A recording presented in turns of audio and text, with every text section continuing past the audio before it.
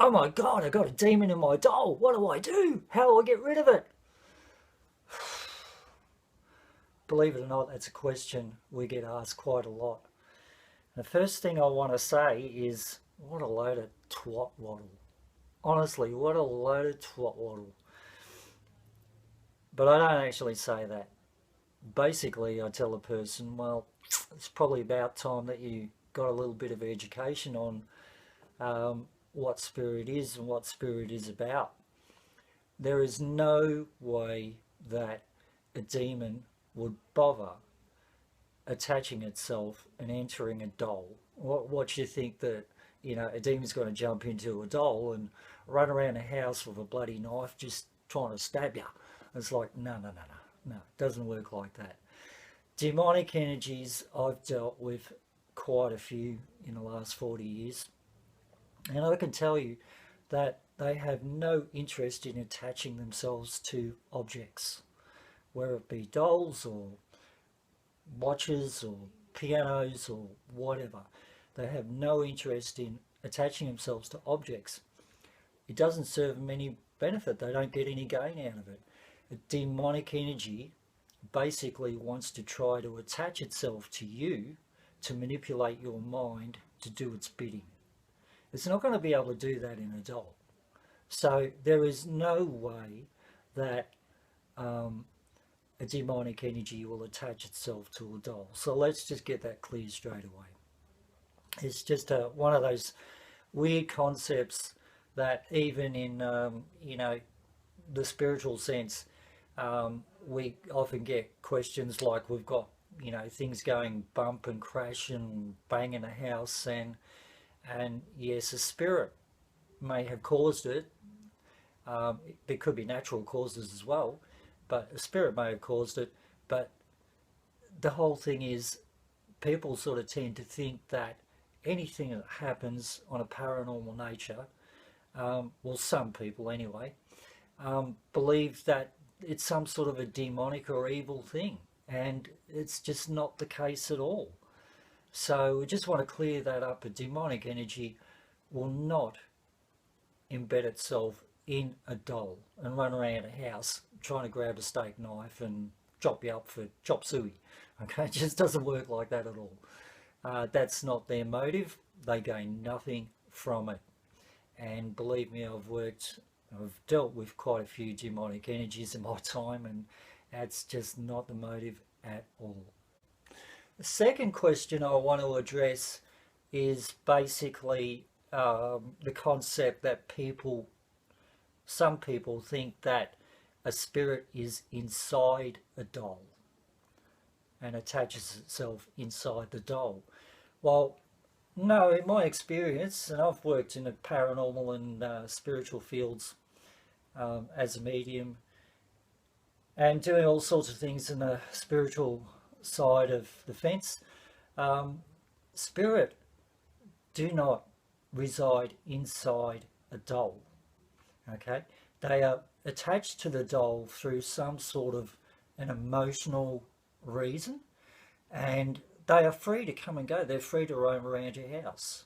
So basically, I can have a K2 or some gear set up anywhere in the house, and a spirit that is attached to a certain doll is free to walk around the house and use those bits of equipment to try and communicate with us if that's their choice.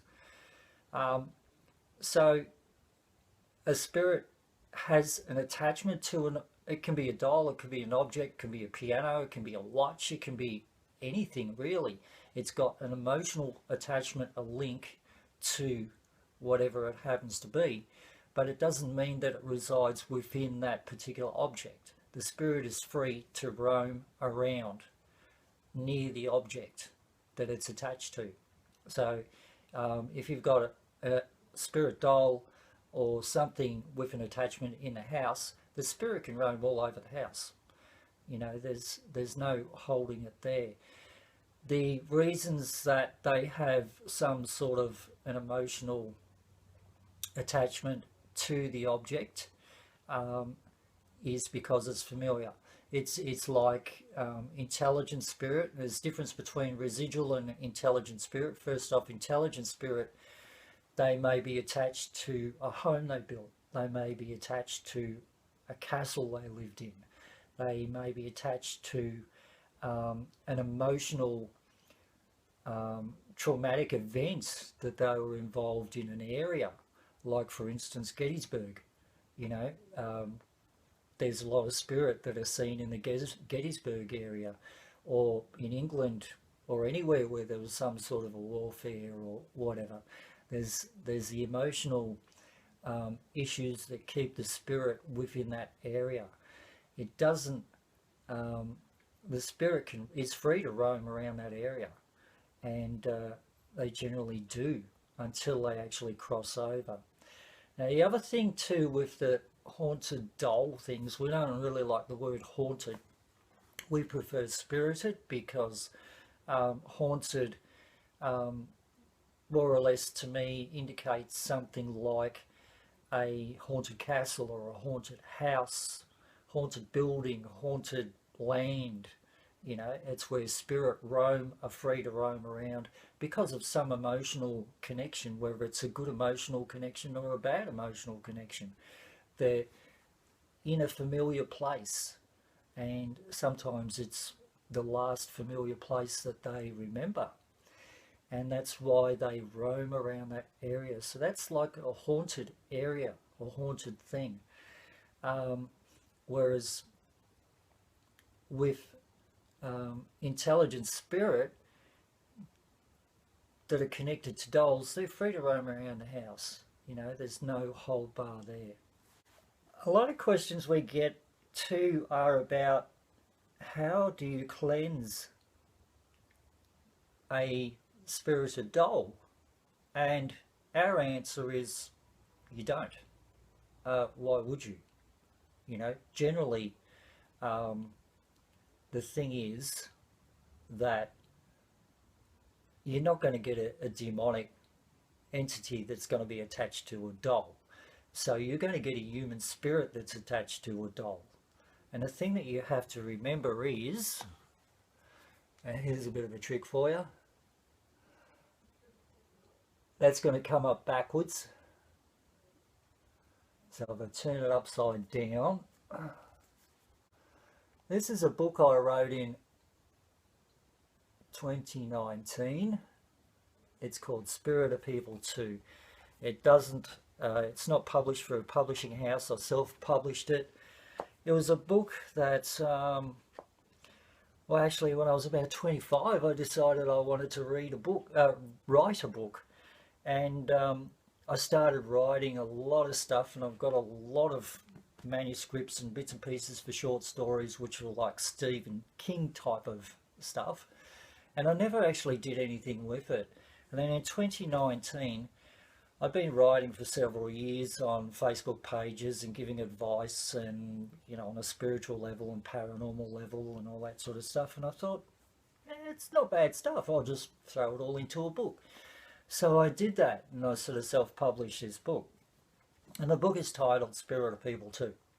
And this is a thing that a lot of people tend to forget. Spirit are people too. Just like humans, if you think about in human terms, every human that you come across, they have their own personal issues. They've got emotional issues, they've got material issues, they've got health issues, they've got all sorts of baggage. Well, spirit who have not crossed over, generally they can't release that baggage. They still have that. And this is why they have sometimes emotional connections to the world. So they stay in certain places or certain areas that are familiar to them. They try to connect with loved ones, hang around them. Sometimes they get no response from the loved ones, so they kind of like move on. They might find somebody who they get a little bit of response from. Some spirit who were avid keen doll collectors and things like that have attached their energy to the dolls, and they go wherever the dolls go because there is nowhere else for them to go. And the thing is, they are human souls, they are human spirit.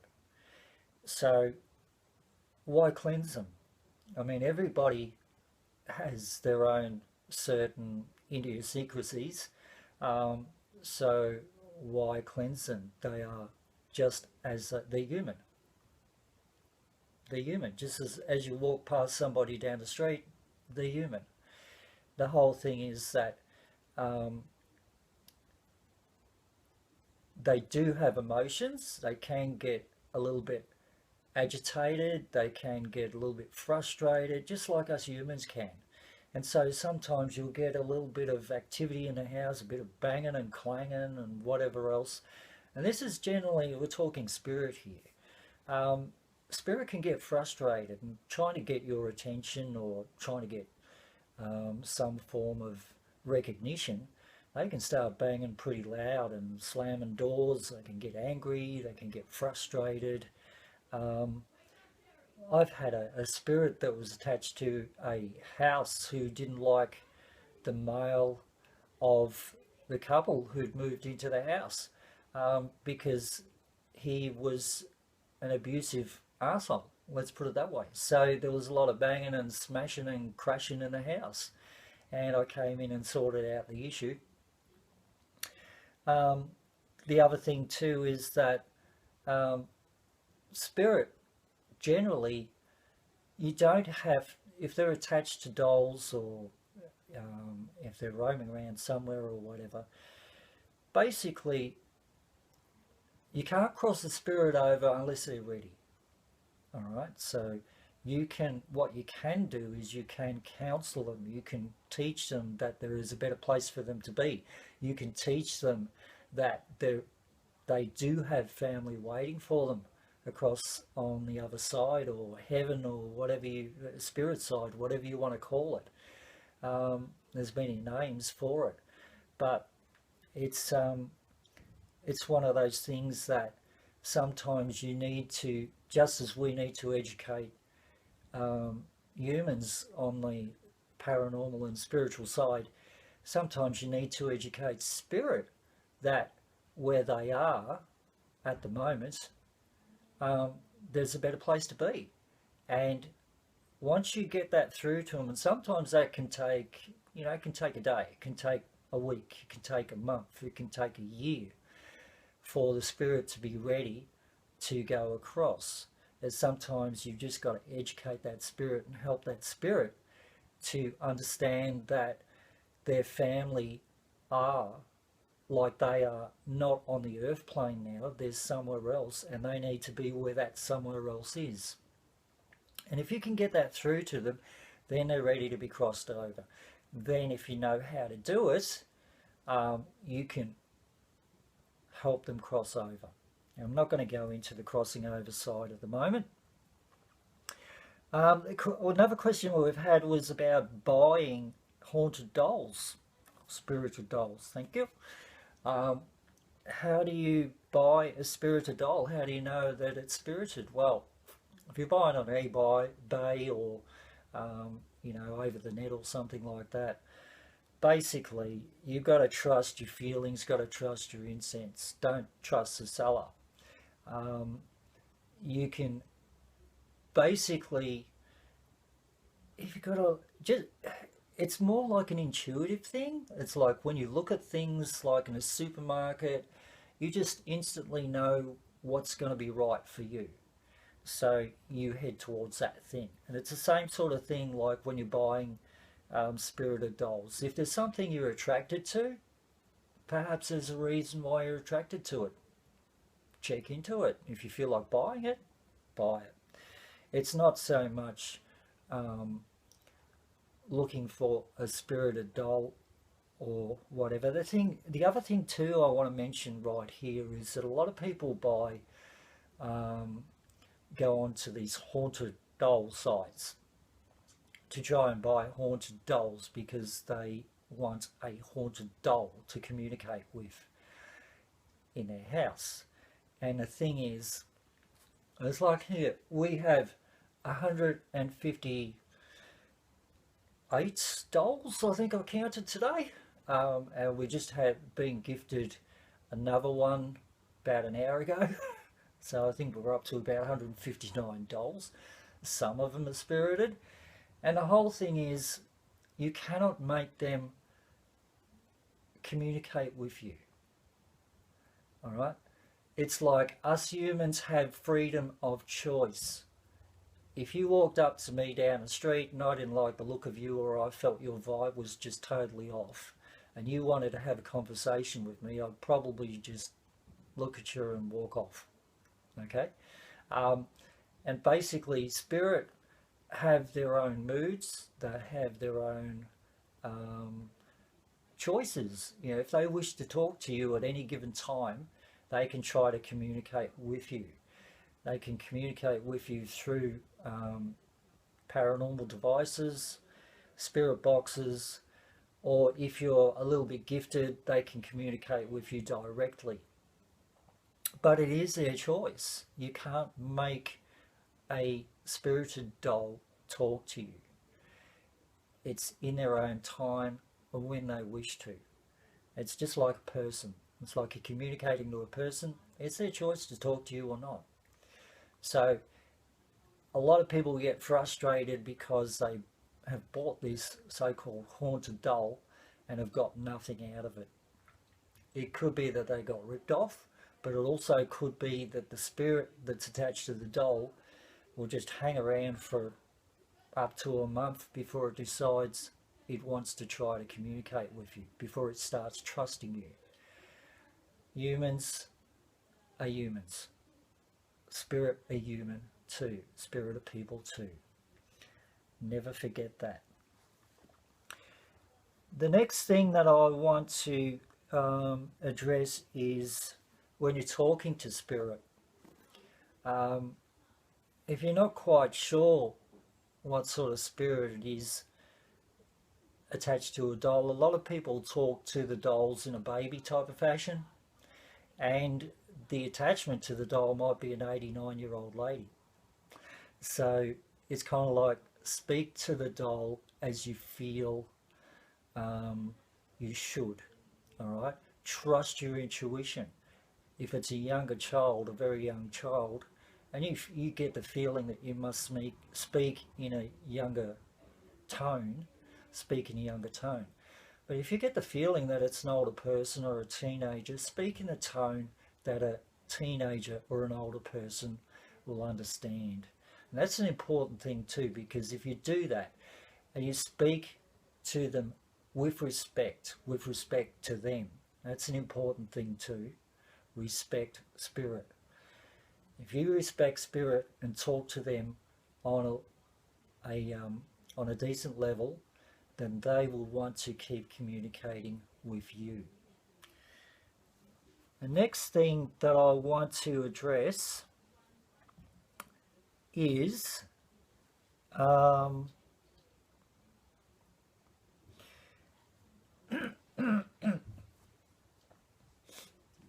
it's a sad thing that in the paranormal field and the spiritual field, that I've met a lot of good people out there, and some of those good people are having a similar type of problems as what we have had.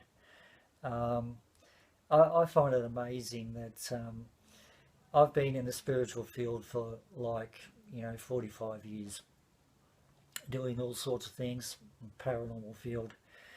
And my partner is relatively new to it. She's been sort of more solidly involved in it in the last 4 years.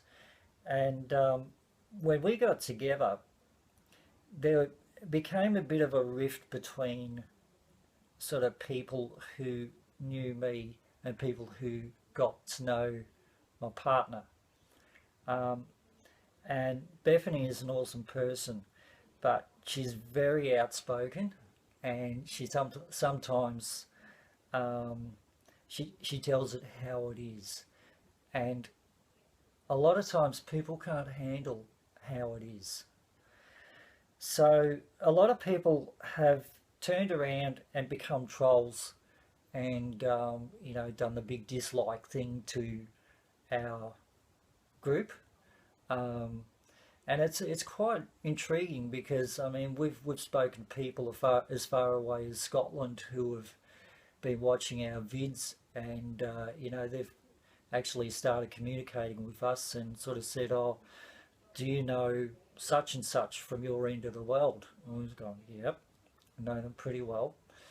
Um, and you know, the people from Scotland have turned around and said, you know, they've had some pretty negative things to say about you and your partner, and you know, and these things have not been very nice at all. But we've been watching your videos, and you're not like that at all. They said you're very, very real, and this is the whole thing. We try to keep things real, um, and it's unfortunately that, you know, along the lines when you're working in the spiritual and paranormal, you are going to bump heads with people for one reason or another.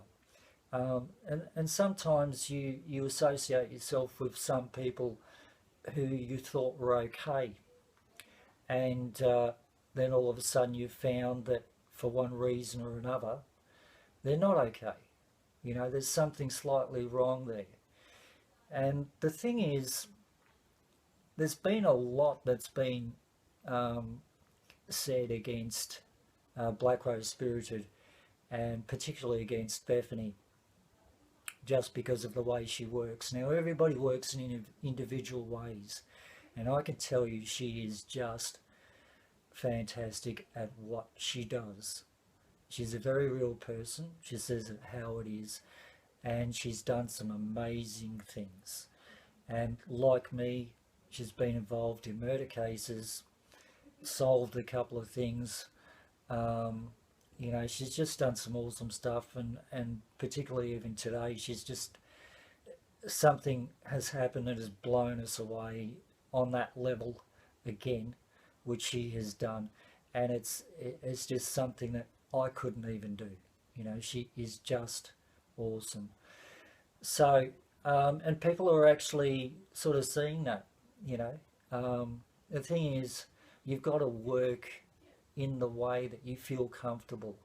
You work in your own way. Don't work in a way that others expect you to work. Be yourself. That's an important thing in the paranormal field. And if that scores you some trolls, if that scores you some people who don't like the way you work or disagree with you or whatever, so be it. You know, basically tell them to go and deep throat a cactus. Simple as that. It's basically, you are you, you work the way that you work. And, you know, by doing that, along the road, you'll find people, um, you'll get attracted to people, and you'll find people will get attracted to you who respect the way that you work. They may not do exactly what you do, they may not believe exactly what you do, but they respect what you're doing and respect your results. And that is the main thing. So I hope I've answered a couple of questions there. And just in that last thing, I just want to respond again, deep throat a cactus, to all you trolls. Because we don't really care what you think. You know, we really don't care what you think. We're doing what we do. We're doing it in a very real way, and we associate with people who are very, very real. And we've been privileged just in this last year alone to meet some fantastic people out there who are very, very real. So all those trolls, we haven't got time for you. We're doing our thing. All right. So the main last thing I want to just remind everybody is, again, spirit of people too. Okay, treat them with respect, and you'll get responses. You know, treat them with respect, just like you would treat any other human being. And don't forget, you know, sure, I mean, they've got their own little issues, and they've got their little conniptions, and you know, sometimes they might get a little bit agitated and start banging on walls and windows and slamming doors and whatever else. But put on a counsellor's hat, become a spiritual counsellor. Just stop and say, rightio, what's going on? You know, you got a problem. Do you want to talk? Let's get the necrophonics out. Let's work on a spiritual level. Let's try and find some way that you could tell me what the problem is. And as soon as you start doing that, um, basically you find that everything settles down. And eventually, somewhere along the line, you find a way to be able to communicate with them. And sometimes it's not about the communication. Sometimes it's about um, being the spiritual counselor, just like you would counsel a friend, just like you would be there for a friend. Sometimes they just need a little bit of that. Sometimes they need a little bit of education to understand that there is a better place for them to be and there are loved ones waiting for them. And that is why we're in this type of work. It's, don't forget though that it's not every spirit that you can cross over. It's not your job to cross over spirit if they're not ready. But it is partially, you've got a responsibility to inform spirit around you that, or remind them that they did have family once, they did have loved ones, and there are loved ones waiting for them on the other side, wherever you think that may be. All right, well, thanks for listening. I tend to sort of drag on a little bit, but that's okay. That's just me. It's the way it is. All right. Okay, cheers, everyone. Bye.